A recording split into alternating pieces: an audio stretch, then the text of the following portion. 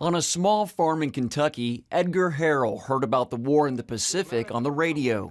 After listening to reports of Marines losing their lives, he wanted to help. I thought, I'm 18 years old and I'd already registered for the draft, and I thought, now I don't want to wait and be drafted.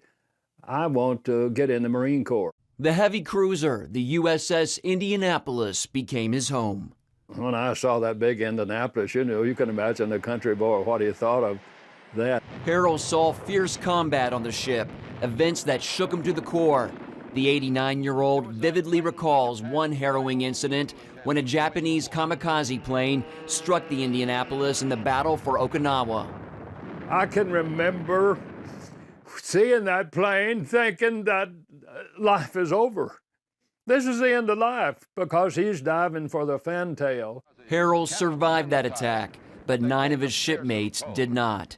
The Indianapolis had to return to the States for repairs. Eventually, it left San Francisco Bay, heading back to the South Pacific on what would be its final mission. On board, important components of the atomic bombs that would be dropped on Hiroshima and Nagasaki. Crew members unloaded the war-ending cargo at Tinian Island. Harrell says their next assignment was to head to the Philippines to prepare for the main invasion of Japan. Captain McVeigh asked for an escort, and they tell him, you don't need an escort. Well, may I say, they were not telling the truth. They could have said, you need an escort. Why? Because 4 days before, we lost a destroyer, the USS Underhill. We lost 129 boys. And we were to go through that very area. Why Navy leaders made that decision, Harrell says, remains a mystery. And that brings us to July 30th, 1945. A Japanese submarine spots the Indianapolis in the Philippine Sea and fires a spread of torpedoes. 2 hit their mark, and in less than 15 minutes, the ship goes down. Around 900 of the nearly 1,200-man crew who survived the initial attack find themselves oil-soaked, many with injuries, clinging to Kapok life jackets in the shark-infested waters. And I thought of Mom and Dad back home. I thought of 6 younger brothers, an older sister and a younger sister, and I thought of this certain brunette that said that she would wait for me. And I told the Lord, I don't want to die, I want to live. Harrell, who was 20 at the time, says he began to think of scriptures. I'll never leave you nor forsake you. Seemingly that came to mind, no audible voice, but I knew that the Lord was speaking to me. Lord, you're speaking to my heart. I'm going to make it. Well, I didn't know I'm going to be out there 4.5 days. 4.5 days of unbelievable horror. No food, no water, and yet surrounded by water in all directions, along with sharks. He says shipmates not in their right mind, some because they were injured, others because they drank salt water, began to hallucinate. He leaves the group and he gets out 50, 75 yards, and you hear a blood-curdling scream, and you see that kapok go under, and then like a fish cork, then that kapok brings that body back up.